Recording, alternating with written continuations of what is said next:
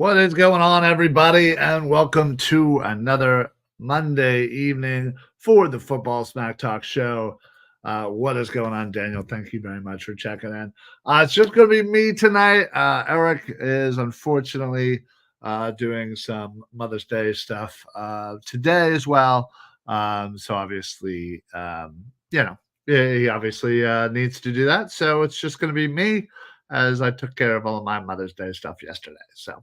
But anyway, happy post Mother's Day to anybody out there who is a mother or has a mother or celebrates Mother's Day in any way. But anyway, we're going to talk a little bit about the Birds and the upcoming schedule release, which is actually going to be on Wednesday at 8 o'clock, I believe. So it's exciting to kind of see where this schedule lies. I know a lot of people, myself included, who like to go to some away games. Like to kind of know exactly when some of these games are going to be, because it does factor into going to some of these away games. And the NFL, I think, does a really good job of kind of making this an event. They do some leaks. I think they've already said the opening game is going to be Chiefs Ravens. I think they just came out and said Cowboys Browns also as well, week one. So yeah, it's excuse me. It's exciting to kind of see, where everything is. And I'll be kind of wondering, I think two games that I have my eye on is the New Orleans away game and the Baltimore away game.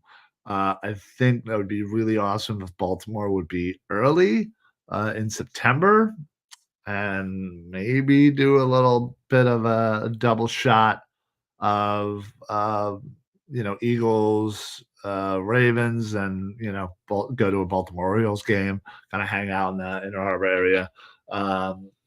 For anybody who's never been, it is quite fun. So that's kind of like the ideal. And then obviously New Orleans, you want it to be a little bit later, as it kind of does get hot down there. So you're hoping it's not one of the early games. But yeah, we'll bring it to you all next week on the show. Eric will be back, so we'll break down all of the the schedule release for the Eagles. Talk about maybe some of the other big games throughout the year, outside of the Eagles as well. And then, of course, I think there's talk of even kind of going live right after the schedule release and kind of break down the schedule, perhaps on Party on Broad, which, by the way, is going to be on later tonight at 9 o'clock on its normal Monday. We're going to be doing a stay or go for Sixers free agents. So stay tuned for that as well. But yeah, I'm certainly super excited to kind of see where this team was, and I wanted to really talk with Eric and talk about this team as it stands just right now. Free agency is pretty much done. Obviously, the draft is over. It's there are obviously still players available, and there certainly isn't. It's not like Howie isn't one of those that's always looking, it's always looking to improve. But outside of kind of a very late signing in this free agent cycle, this is the team that we're getting. And, I kind of wanted to talk with him about, whether or not this team is good enough to be considered a contender. Did they add enough? Did they replace what they lost? I mean, again, think about it. Regardless of what you did, you are losing Jason Kelsey and Fletcher Cox, two all-time great Eagles. I mean, Kelsey is most likely going to be a no doubt first ballot Hall of Famer, and should be. He was a very dominant center, one of the best centers during his time, a year in and year out. Um, and I thought he kind of changed how the world sees centers. Um, and that has to mean something to me. But anyway, you're losing these, and you're now having to say, all right, Cam Jurgens, I know you played right guard last year, and let's be honest, you weren't lighting the world up on fire. So we're going to move you back to your more natural position, the position we drafted you for. This is the exact situation that we wanted you here. This is exactly the situation why you were drafted, why Jason Kelsey himself, kind of helped pick you out. And here you go. You have your shot. You are now the next center. And I'm hoping it's one of those situations where we talk about, you know, you always talk about, oh, teams get so lucky. Like the Packers, they went from Brett Favre to Aaron Rodgers, and they've had 20 plus years of amazing quarterback play. Well, I'm hoping we do the same here with center position, that we're just going 20 years, with great center play. I mean, no matter what the position, you go 20 years with all pro level play at a position, whether it's one person, two people, three people, whatever. That's hard to do. So, um, yeah, it's certainly something that I think it's going to hinge on whether or not this season is truly successful. Dives checking. Is that the Ryan Reis? You know it. Just me tonight. No Eric. So yeah, I might listen. I obviously love to hear myself talk, hence partly why I do this. But even I can't. I don't think I can do a full hour of just talking by myself without some sort of interaction. So, if you are out there and you want to talk something about the birds, doesn't matter what it is, shoot it out there. I'm open to suggestion. We'll talk about whatever you want to talk about. But yeah, so as I was saying, you obviously have you're gonna have a brand new center. You're gonna have a brand new right guard because of that. And I don't know if there's necessarily somebody that you can say on right now that you're going, that is absolutely without a doubt our right guard. There's a lot of people that are in the mix, I think. Tyler Steen certainly is probably going to get the first crack at it, but you brought in a couple of young, rookies. You also have Mekhi Becton, who's somebody that certainly um, uh, there's thought of kind of trying him out at the right guard position. You also have Matt Hennessy, who started games at right guard, and center. Many thought he was to be the kind of what if Jurgens doesn't work out, you have somebody on this roster who has started successfully, games at center. But Hennessy's gotta be in play, for the right guard position. So, I mean, it gives you a guy that's a vet, that's been in the league, that's been a starter. I could easily see, them going that way. And this is just the offensive line for crying out loud. That's just 2 major spots. Dive said, "What's the bigger need on this roster, RB4 or D tackle 3-4?" RB4? Jeez. I didn't think RB4 was much of a need, considering, what's going on? Am I jumping in and out here? I feel like something's happening and it's not showing me. So I apologize if there's some technical difficulties. I don't know what the hell's going on. And of course, Phil with the greatest morning show in the history of EOP and Philadelphia sports in general. Honestly, it's if you haven't checked it out, please do so. Let me get the actual comment off the screen so you can see the full thing, obviously. Trending in the AM, Phil, my man Phil, doing a great job. He's been with EOP for about a month, and the shows are absolutely going bananas. People are loving it, and it's absolutely been such a great addition. Phil knows his shit, so please check that out. 8 in the morning, every single morning, Monday through Friday, here on Edge of Philly. Um, but yeah, so that's just your offensive line. You're bringing in obviously Saquon Barkley, and that obviously is a huge upgrade. And for many people who love Miles Sanders or even DeAndre Swift, this is a big get. It wasn't something I think we were ever expecting, and we certainly got a little shocked by it. That's hopefully means more leaning on RB1 rather than kind of maybe as what, like a 60-30-10 kind of split between RB1, 2, and 3. Hopefully it's more like an 80, 15-5. Um, ideally with Gainwell not getting much and Shipley kind of getting his feet wet. Um, unfortunately, Dives, I don't know if there's going to be an RB4. So maybe you meant wide receiver 4. I don't know what you could have meant there because D tackle 3-4 is kind of important. You need that depth there. Whereas RB, I mean, come on, we already got Saquon, and as much as they love them some Gainwell, you also drafted Shipley. So anyway, so then yeah, you look at your wide receivers. You've obviously did some nice additions to the room. You obviously have AJ Brown, who just got an extension. You have Devontae Smith, who just got an extension. So you have these guys are absolutely get paid, and you go ahead and bring in somebody like Paris Campbell, who's only 26. He's kind of bounced around in Indianapolis, New York. Excuse me, I really do like him. You also have Devontae Parker, a little bit older, 31. Been with Miami, New England. This guy's certainly a vet. I think it'd be a nice addition, but I think he also is one of those that's not necessarily guaranteed to make the squad.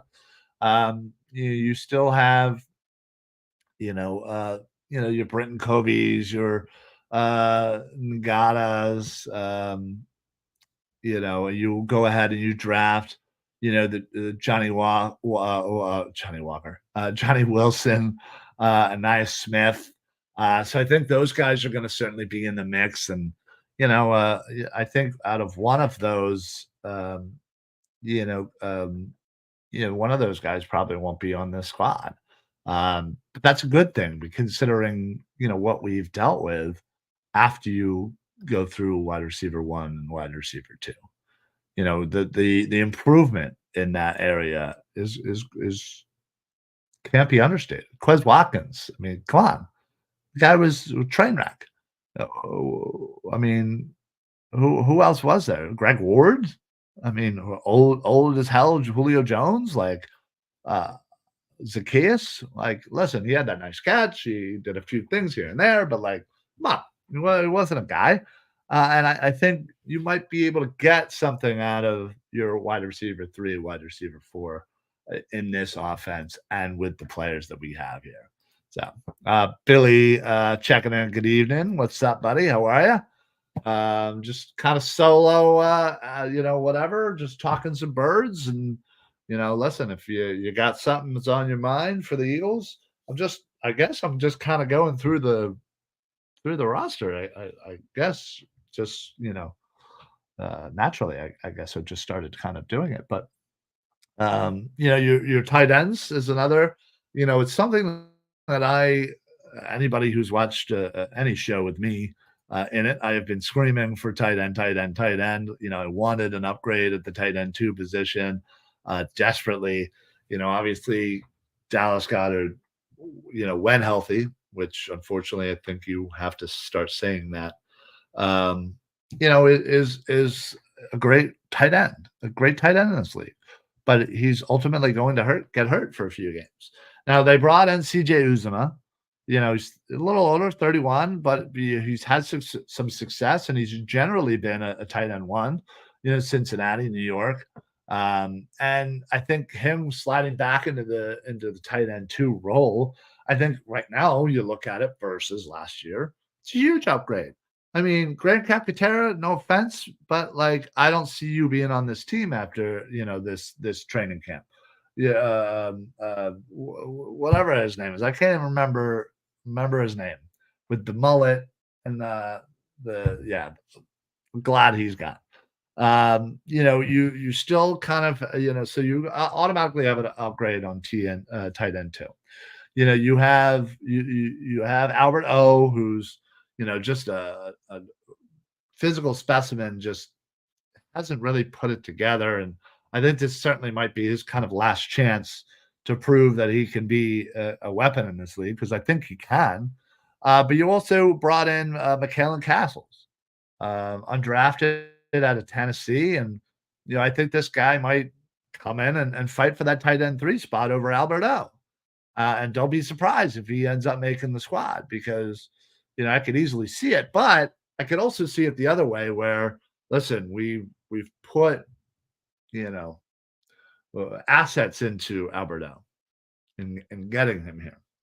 We have been training him. We have been trying to get him to unlock that potential, and he might be the one who starts the roster at tight end three, where you can stash McAllen Castles on the practice squad and not necessarily worry about somebody swiping off your tight end there. So perhaps that's the way we do it. Um, Billy says, "Do you trust the wide receiver coaches?" Listen, I mean, if you look at the history of, and his name is Aaron Moorhead. Aaron Moorhead. I was going to say his name was escaping me, but I just remembered. Um, yeah, listen, you look at the history of him outside of Smith and Brown and the production you've gotten out of wide receiver three and back. It hasn't been good, but I don't necessarily know if that's necessarily fault of his. I think he just hasn't really been given a lot to work with. I mean, outside of like Quez Watkins and his speed, what did he really have?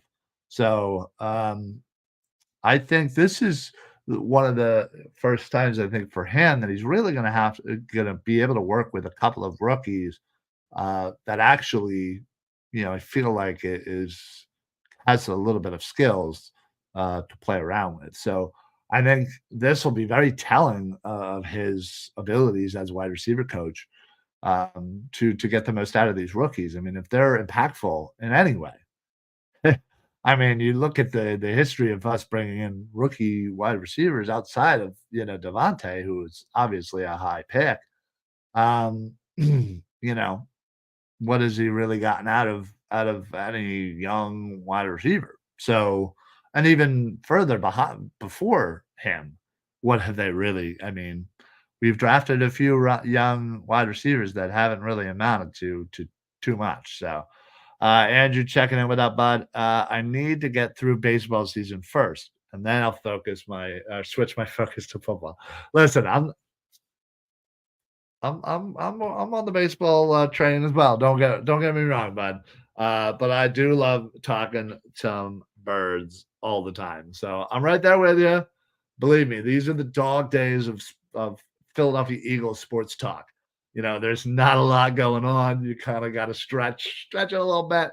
And you do what you do what you got to do. But yeah, listen, I think with schedule release coming out, and we're not that far away from the start of some off season working. So I think we'll be able to kind of dissect um, the schedule as it comes out for the next week or so. That'll certainly stretch it out a bit. But yeah, I have retired my dancing on my own shirt. Listen, I get retiring the song. In fact, I am so with it. I still like this. I still like the shirt. I mean, it's just kind of a remembrance of a fun time. Um, and listen, every time I hear the song, I still get a little emotional, depending on either whichever one version. I personally like the original version. That's just me. Um, and in fact, funny story. And I was actually just telling it to some buddies of mine over the weekend. Me and my buddy Shane and a few others were at local bar, and we were watching. I think it was the Diamondbacks series from last year, and we were doing great. We were up. We were kicking butt, and we were starting to get a little close. But again, it was late in the game, and the bar had this band playing and whatever. Nobody was paying attention to this stupid band. Everybody was glued, locked in on the fells. Um, and so all of a sudden, this band starts playing "Dancing on My Own," and sure enough, within about less than 10 seconds into the song, uh, I forget who it was at the time, but somebody hits a home run for Arizona. They take the lead. They ended up winning, and that might have been the final game there. Um, so yeah, I not gonna lie, I kind of lost it on this singer. I'm like, I literally like we're kind of like right next to them a little bit, but we're literally watching the TV, and I go up to them, I'm like, what are you doing? Like do you not? And they're like, Matt, like, what are you talking about? Go Phillies. I'm like, you're an idiot. Stop playing the song. And literally everybody started booing him. I felt bad a little bit, but still, uh, come on, bad karma. They should have known better. And my confidence in Nick has me very worried. I'm not that actually worried about Nick. I really am not. I know you mentioned Dallas being injury prone, but his last 2 injuries he suffered was Cowboy, tackling his head, another tackling his arm. Yeah, I mean, I get it. Listen, I'm not saying every injury is solely on the player. Listen, things happen, freak accidents, freak injuries, craziness, whatever. But regardless, I don't care how, I don't care why, I don't care how long. The fact of that remains is Dallas Goddard seems to get hurt every year. And even if it's for 2 games, even if it's for 5, like, it's still when you don't I'll put it this way, when you don't have a confident tight end too, that can come in and listen, I get there's always gonna be a drop in production, but a guy that you can actually rely upon to catch the football and maybe, turn around, get a first down here and there, be relied upon slightly. When you don't have that guy, it becomes even worse when they get injured. So, um, yeah, listen, if he can absolutely avoid injury, yeah, he's one of the best. He's top 5 tight end in my opinion. So I just think he just I don't know, just maybe he's kind of got a bum, an unfair shake in the injury department. It sucks. But anyway, I am very happy. I'm happier with the tight end group heading into this year as I was from last year. Um, And then obviously quarterbacks. Obviously, I'm not worried about Jalen Hurts. I did like the addition of what's his face from Pitt. Um, God, why Kenny Pickett? I don't know why I'm like blanking tonight. I know everybody wants to talk about his tiny little hands. I'm not worried about any of that. Again, a backup quarterback should hopefully never be seen. But I'm glad that we have him because he is a starter or has been a starter in this league. He has won games in this league. And quite honestly, I think with the offense that we have behind him is a lot better than what he had in Pittsburgh, especially that offensive line, giving him even an extra half a second to throw the ball. I think when you actually look at his skill set, I think he's not a bad quarterback at all, and I think he's probably one of the better backup quarterbacks, which is something the Eagles love to do, just in case. They just love to have it just in case. It's more of like a security blanket than anything. But I'm all with it. I love it. I absolutely love it, and I hope they continue to grow Tanner McKee. I assume that Will Greer is 100% brought in just for a camp body to assist in Kellen Moore implementing his offense with the quarterbacks and others. So I don't. I suspect he'll be a later cut, but eventually those three, as I mentioned, Hurts, Pickett, and McKee will be your quarterbacks. Yes, thank you. You did as I was fumbling through my brain. I feel like I've been doing that a lot lately tonight. I think I've just been. It's one of those days where I've just been sitting at my desk working and just and I haven't like released my brain yet from that. You're not worried about Hurts? Why would I be worried about Hurts? But you got to worry a little bit about the regression last year.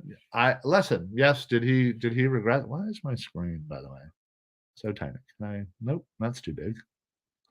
Can I do that? Nope, that's too small. Nope, I'm over here now. I'm over there. I don't know what's happening. Nope, nope, nope, nope. Okay, well, whatever. I guess we're just. Maybe I'll just go back to that. Nope. I'm really screwing this up. All right, there we go. That was fun. Thanks for coming along that ride with me. Uh, oh my god. Listen, no, I'm not worried about Hurts. Yes, did he have a worse year than the previous year? Yes. Do I think that's a regression thing? I don't know. I don't know what it is. Um, again, you lose your offensive coordinator. That's certainly going to be an adjustment. You have Brian Johnson, who came in and his first time as a coordinator, even though he was very familiar with him. Again, I still think there was some, uh, communication issues, or maybe it was more or less of just trying to implement or doing the things that Jalen Hurts does well. I don't think I think they went away from that almost, and it was a little infuriating, to be perfectly honest. Yeah, listen, that was, certain throws you think he would make, yeah. But listen, there were certain throws that he made last year that I've never seen him make before, and they were absolute beauts, and he made plays with his legs, even though, again, we all know he was dealing with some injuries and he was, not running as much, but he absolutely made some plays that I think, to me, still to tell me that this man is a superstar, and he is one of the better quarterbacks in this league, and I have complete faith in him. That you, especially with, the fact that we've added an actual running back that hopefully we trust and will use, and not just give 2 carries in the first half and then disappear, alleviating some pressure. But I also think your wide receiver group that's after the top two, 1A and 1B, is going to be much improved, thus giving, a little bit more option. You have Uzuma, who's going to be able to help run 12 personnel sets that you'll be able to utilize him in ways. So I think all of these things were, to fit in with Kellen Moore, but also helps Jalen Hurts do his job. Now, listen, do I give a shit if Jalen Hurts throws for 500 yards and 5 touchdowns every game, or if he throws for 200 yards and a touchdown a game? Nope, don't give a crap. Even if he's on my fantasy team, I might be a little upset about that, but don't give a shit. I'd rather them just win. And honestly, some of the games where he had lesser numbers, they relied more on the running game a little bit to again balance. They seem to win those games. So, yes, to long answer your question, Andrew. Pickett is best throwing on the move, which he didn't do much in Pittsburgh. That's also true. He did that a lot in Pitt University. Hopefully, we see some of that with him, but also with Hurts. Yeah, that's also very true. Hurts is solid on design plays rolling out of the pocket.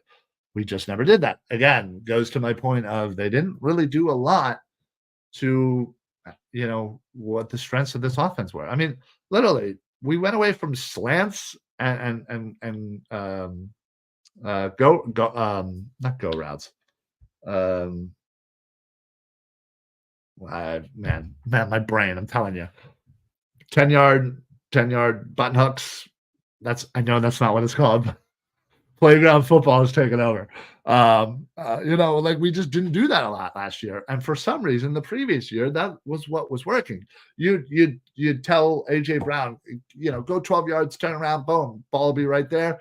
He shakes out the defender and he goes for another 10. Like that happened all the time. AJ Brown slam, Devontae slam, like yak yak yak, and it didn't happen a lot.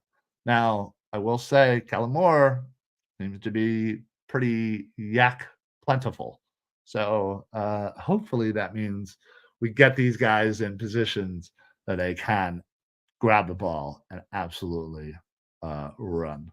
They all played badly last year. Yeah. Listen, they certainly didn't play their best that we've seen. We saw bits and pieces, spurts, games, quarters, plays, drives. Rarely did we see games that were great, but and especially towards the end of the year was god awful. So yeah, believe me, I'm with you. I'm with you there, Billy. Dimes. Biggest issue for Hurts was reading the blitz. The offense didn't give him any help, but I need to see him improve that area in a big way this year. Yeah, listen, I also think they didn't really help him as much. And it seemed like, you know, they didn't do anything to counteract it. Like, whether it be hot route out of it, audible, whatever you want to call it. Because teams seem to do that a lot against us. So I think the whole offensive coordinator from last year was overwhelmed, which affected the whole offense last year. Yeah, that's probably what it was. It's going to be weird seeing 10 personnel in the field this year, which Moore wants to do. If that's the case, and you're Nick Sirianni, who should be the fourth wide receiver? Well, I guess who's the third? I mean, are we calling that Anaya Smith? Are we calling that Paris Campbell?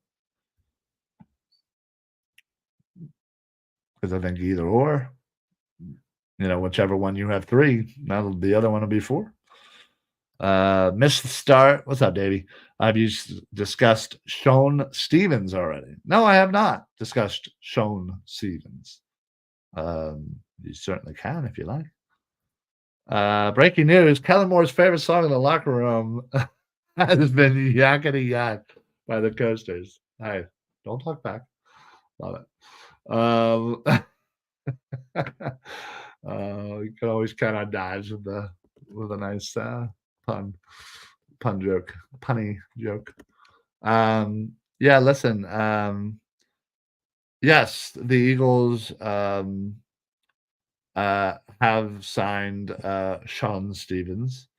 Yeah, he was undrafted.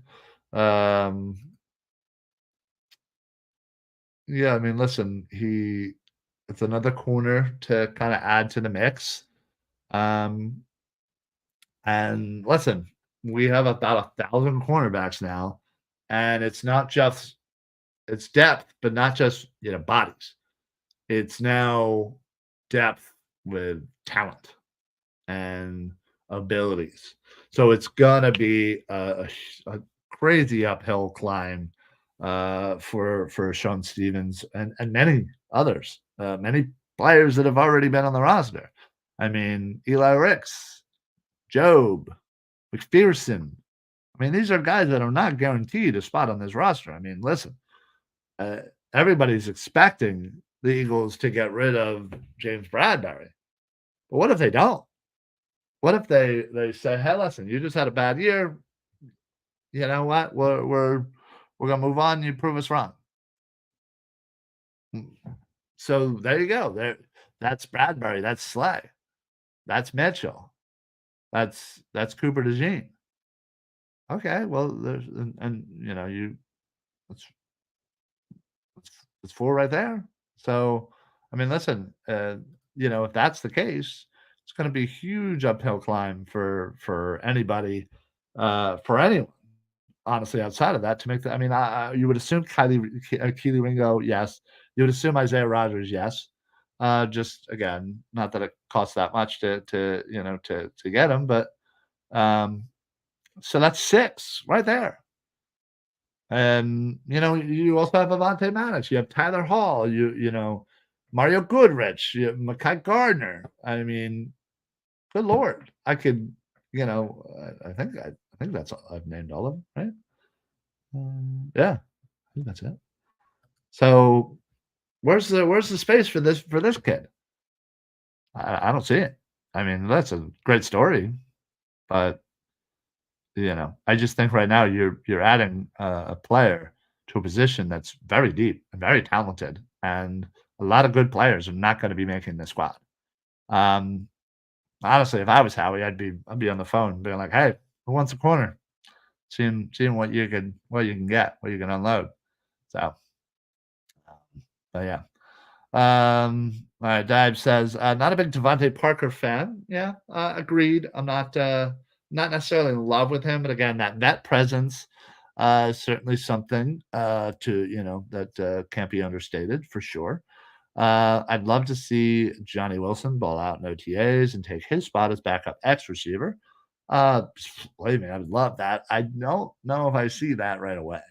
I could see Devontae making the squad and eventually, phase out, throughout the season. But Q checking in, Seth Ryan, go Birds, special teamers, everyone else. Yeah, wow.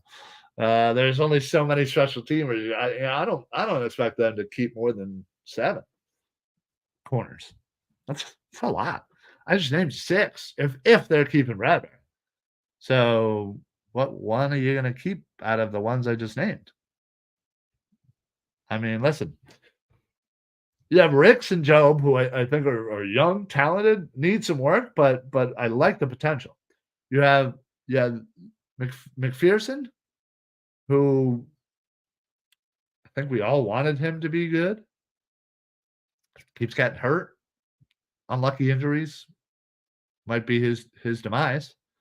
You have Maddox, who, let's be honest, if he was healthy, the instant making the team, but he's rarely healthy anymore. I mean, the guy, the guy falls over from a light breeze and is on the IR for 6 weeks. So it's hard. It's hard to figure out the back end of the corners that are going to make this squad. And I know we've actually already done a very, very early on Birds of the Roundtable, Tuesday nights at 8 o'clock on EOP.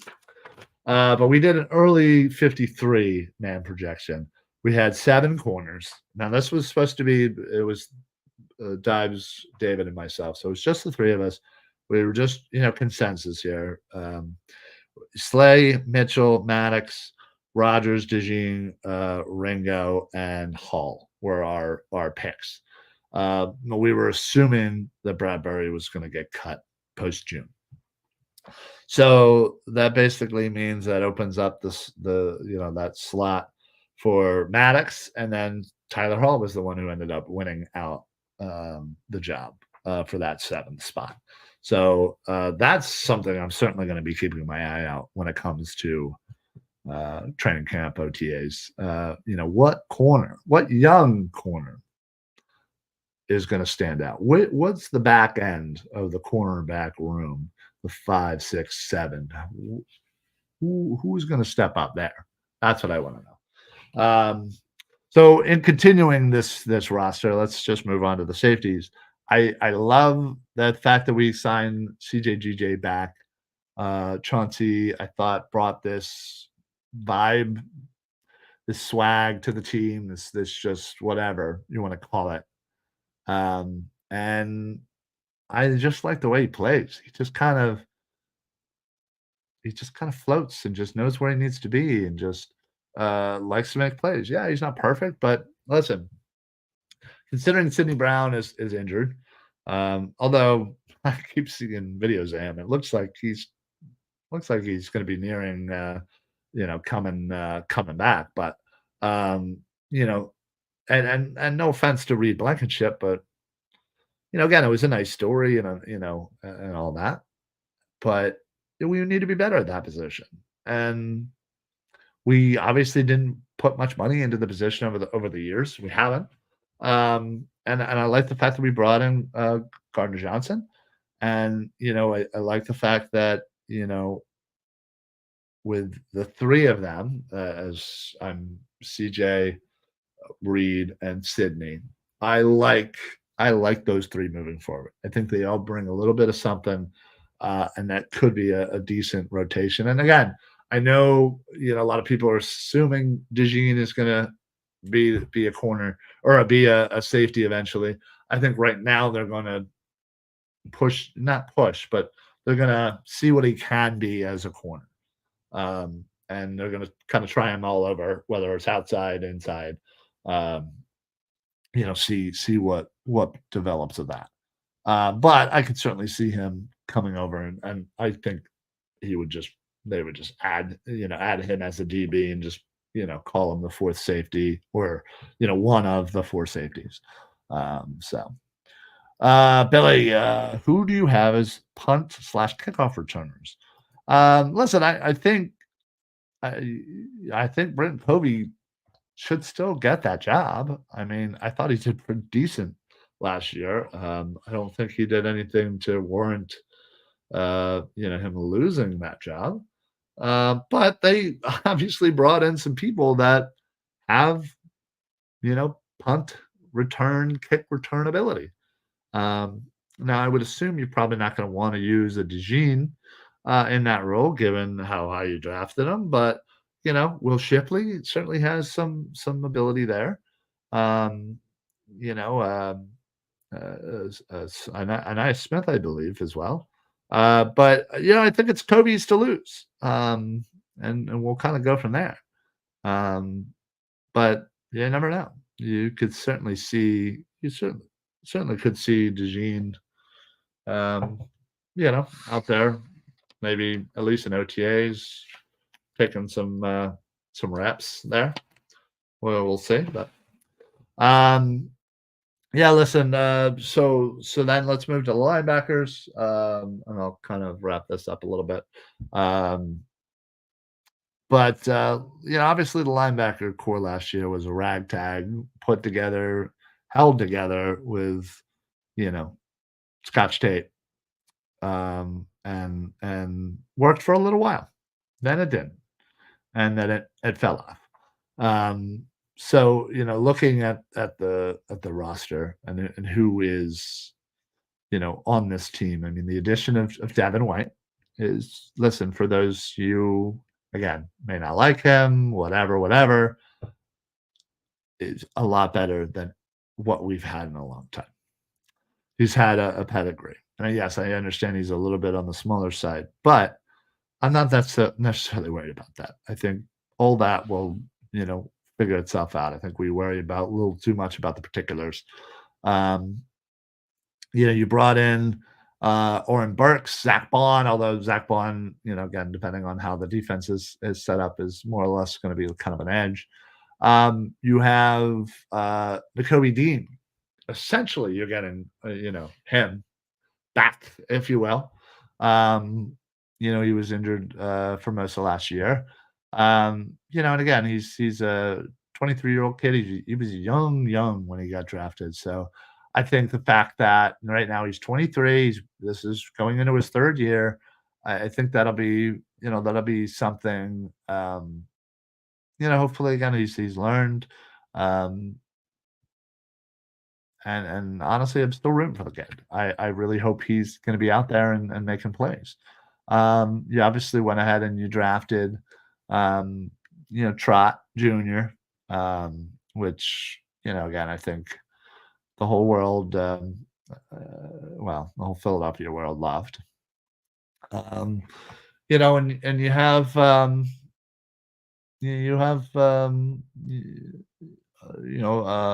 what's his name? Julian Aquara, who they got from, I think he was from Miami last. I certainly can see him kind of, perhaps coming in and taking some snaps, maybe.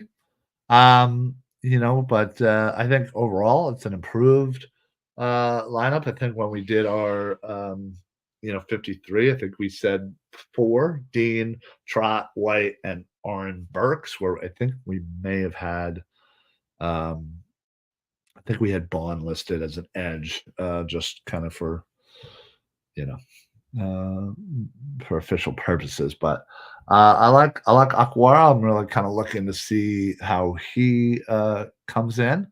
But again, it's a much improved unit.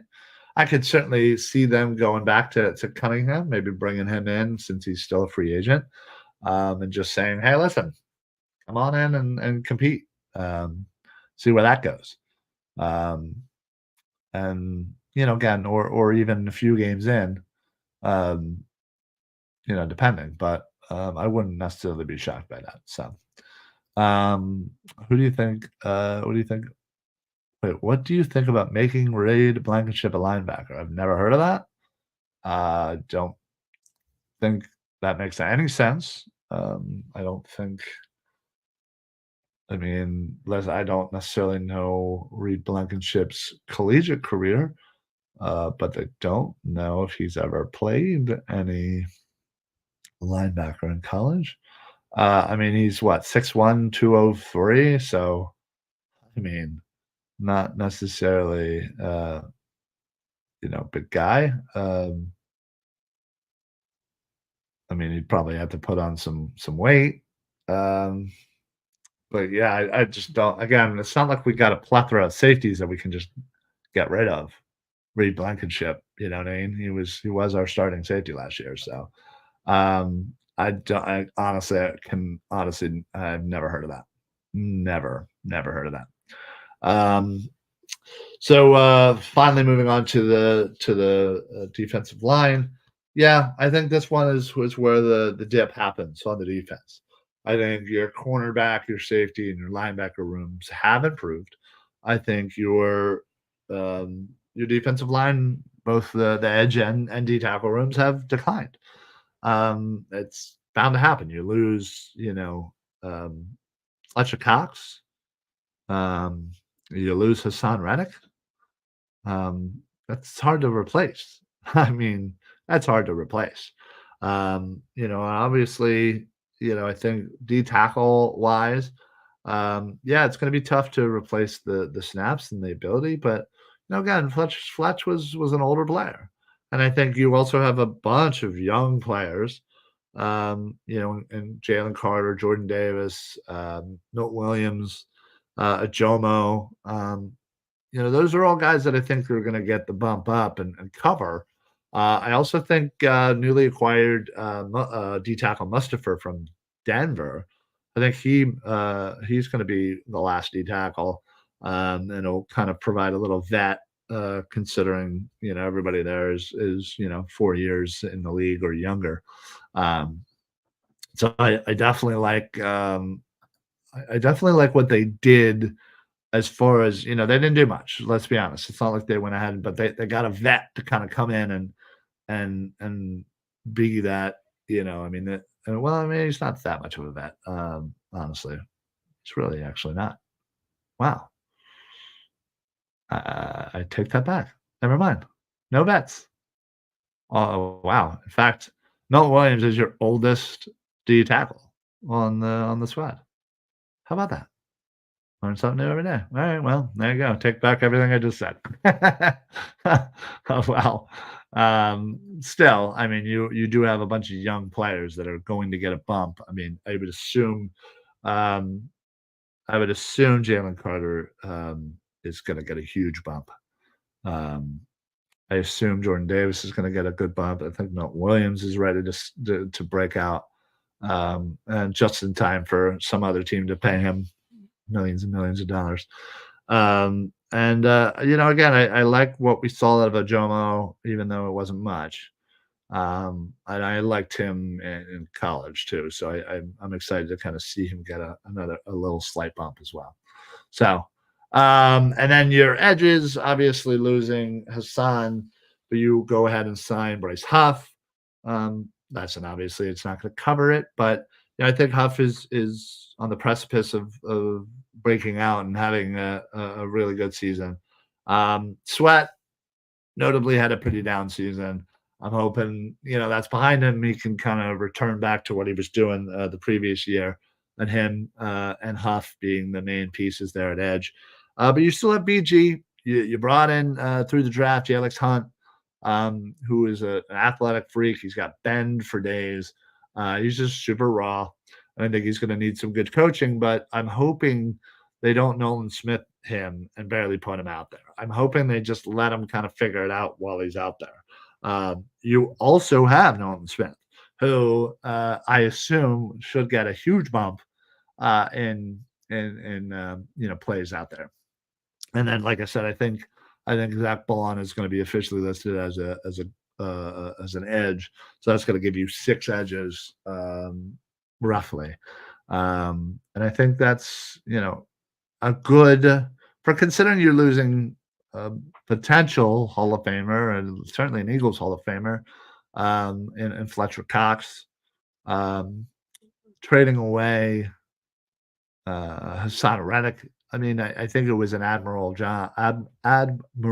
job replacing those guys and trying to get as much as you could there. But I will say your secondary is much improved. Your linebackers are much improved. So I feel like the previous seasons, it was all reliant on your defensive line getting home, stopping the run, doing 90% of the defense. Whereas I think now the weight's a little shifted. You have certainly less skill in the defensive line, but I think the other position groups are much more improved. And I think we'll be able to alleviate the pressure of having to be the unit, the guy, the whatever to make a play, to get to the quarterback, to whatever, stuff the run. Where now you'll have some linebacker help to help stuff that run and help take up a block to free you to get to the quarterback, et cetera, et cetera. So I think as a unit, I think we're we're an improved defense. I really do. And I think with the defensive coordinator we brought in, I really do kind of like his style.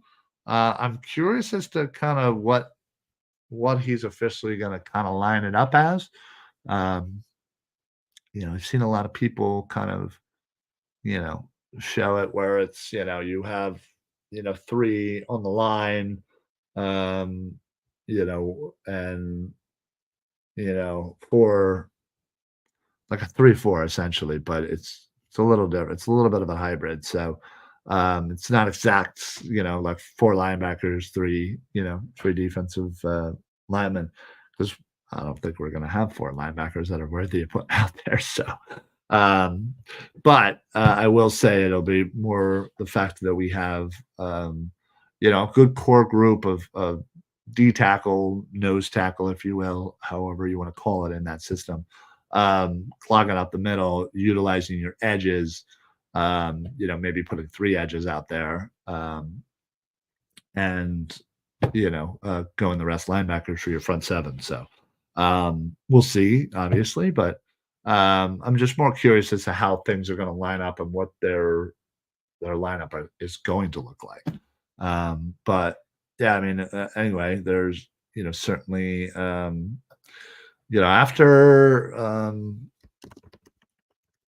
after the schedule release, I was going to say I'm trying to remember uh, when their off season like OTAs start. I know obviously they just finished rookie mini camps. Which is pretty much right after. Um, Here it is. Okay. So OTAs, um, May 20th, May 22nd to 23rd, May 28th, May 30th to 31st. Um, okay. So basically, they have individual group instruction, walkthrough drills only. Live contact and offensive versus defensive drills are not allowed. Okay. Then mandatory minicamp. So there's obviously a little bit of a break, but then June 4th to 6th. And then let's see. Yeah, so that's I guess the next couple of things. So we have well, guess what? So next week, I guess theoretically OTAs can start. Whether or not the Eagles will utilize, I don't know if they're able to utilize all of those days, but yeah. Anyway, hi, how you doing? Hybrid lineup says David. Sorry, I missed a bunch of these. Um, David, looking at two floating linebackers and one Mike. Yeah, that's kind of what I was thinking, but I didn't want to I didn't want to officially kind of lock that in because again, I know depending on roster construction and how things might look, again, he can kind of tinker with it. But yes, he does run more of a hybrid. And yeah, I mean, I think with the three core linebackers that we do have in Dean, Trot, and White, I'm hoping those are going to be your linebackers to utilize in this system. But that's also kind of why I think maybe Zach Cunningham might get a sign in to kind of come in and be able to handle that while maybe Trot kind of learns what's going on. So 6 CBs on the field, no pass defense. Right. Um, so yeah, well, listen, yes, you're absolutely right, David. But I think you're looking at this squad this year. The defensive backs are much improved. Chauncey Garner, bringing in Mitchell, bringing in DeJean. Another year for some of these young corners. Again, another year, although he was injured, but for Sidney Brown and Reed Blankenship. Yeah, I'm excited because there's a lot of youth in the defensive backfield outside of Slay and Bradbury, basically. And Maddox, really. I guess Maddox is kind of getting up there. But who knows if he'll actually be on the squad. How old is Maddox? 28. How about that? Josh Jobe is 26. Damn. I did not know that. Now I know. Okay. Darius Slay's 33. That's not good. So yes. Anyway, so I kind of just went through the whole roster. June 1 cut. Yeah, listen, you might be right. I think that's everybody's assuming, but I don't want to assume that. We don't know how the Eagles feel about it. Maybe they're just like, hey, listen, don't worry about it, James. You had a bad year. We'll be better this year, kind of thing. I don't know. I might be overthinking it, and it might be an easy cut June 1, but like you can designate that, right? So why wouldn't you just do that now? I don't know. I guess maybe they just wanted to delay a little bit for some reason. I don't know. But anyway, so yes, just to let you all know, later tonight, Party on Broad, 9 o'clock, right here on EOP. we will be going through the Sixers free agents. We'll do kind of a stay or go. And then tomorrow, Birds of the Roundtable. We got a few things going for that. So stay tuned for that. 8 o'clock Tuesdays, Birds of the Roundtable. And then also stay tuned for Wednesday at about 8 o'clock. That's when the schedule release goes. We're thinking of potentially going live for that, just to kind of do an immediate reaction for the Eagles schedule.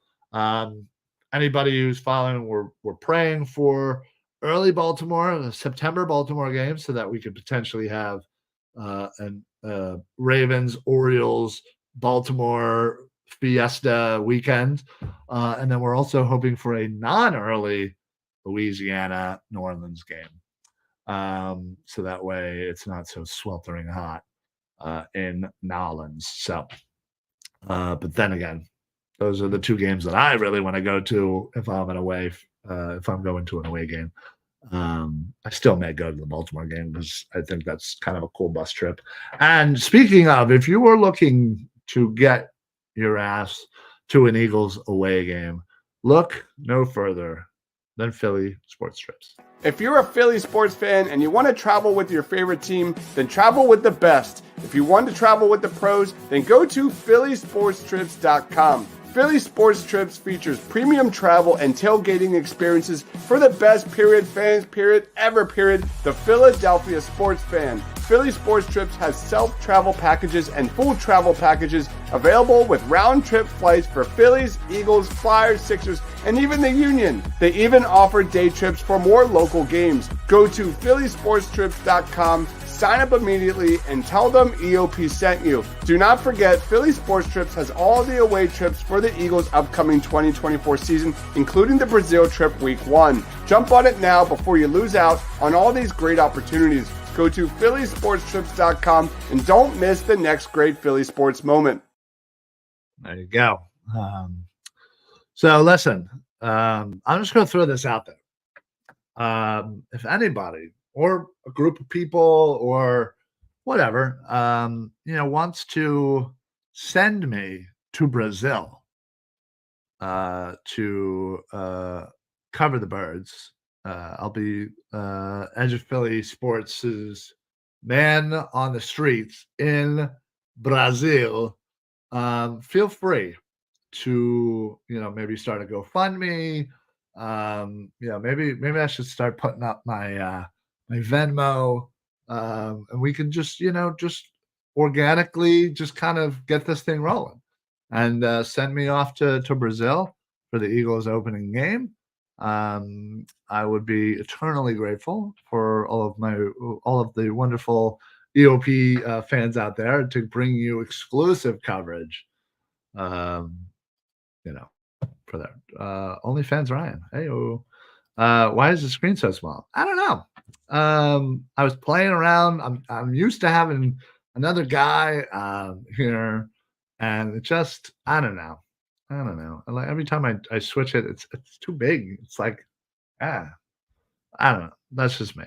So I just kind of wanted to do the small screen, which I can't figure out which one it is. There it is. Yes. So my apologies. My co-host Eric will be back next week as we will break down the schedule as that's coming to us Wednesday at 8 o'clock. But yeah, I figured. Listen, I don't want to push myself. Have a huge face in your face. So, but yeah, listen. Listen. I do have limits on things that I would do. But listen, I would love to absolutely go down to Brazil, but I also don't have I'm broke. Let's just be honest. I don't have a lot of money. But if you are absolutely thinking about, even if you're like on the fence, go to phillysportstrips.com. Put down a deposit. Look through everything that they got going on, dude. It is like a trip of a lifetime. It's like a week trip down there. I forget exactly how many days officially, but it's absolutely amazing. I would do it if I was independently wealthy. I would absolutely do it. In fact, I'd do it for all the games that I would go with Philly Sports Trips. They're bar none the absolute best. They put you up in the nicest places. They put on the nicest parties, the greatest food, all the booze you could possibly want, good seats, options too to upgrade seats, to do a VIP tailgate, with some Eagles players that show up. Hollis Thomas is always chilling there. People from 97.5, the Fanatic, if that's your jam, usually are kind of mixed in there too. So highly recommend it. But anyway, that's it. I have literally been talking for an hour. I do have another show later tonight, so I'm hoping I didn't waste my voice and I can't speak. Yeah. Everybody is broke, dude. I hear you. But I'm just saying, like, if everybody gave like a couple of bucks. No, I'm just kidding. But anyway, I'm gonna stop talking now. Please join us for Party on Broad at 9 o'clock tonight, and of course all of the other shows that are going on throughout the lineup of Edge of Philly Sports. I mean, I'm telling you, there is a show constantly going on now that especially we have our great morning show, 8 a.m. With Phil. It's absolutely one of the best trending in the AM. It's one of the better shows out there. So check that out. Check out all the other shows. Like, follow, subscribe, do all that fun stuff. Share it.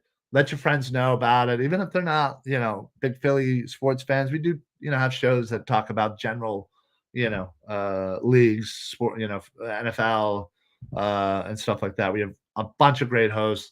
Check out the website, eopsports.com. Great articles, and what some of the best post-game shows that are out there. So, but yes, I'll see you guys next week. I'll see you guys later tonight. I'll see you guys tomorrow. Whenever I'm there. Davey says, good stuff. Go Pacers. Hell yeah. F New York. But that's it. I'm going to head out. Thank you so much. Appreciate you joining me and helping me out for this hour-long rando talk fest that I was doing. So that's it. See you guys next week for another Football Smack Talk show. I am your host, Ryan. Eric will be back next week. Stay frosty, everybody.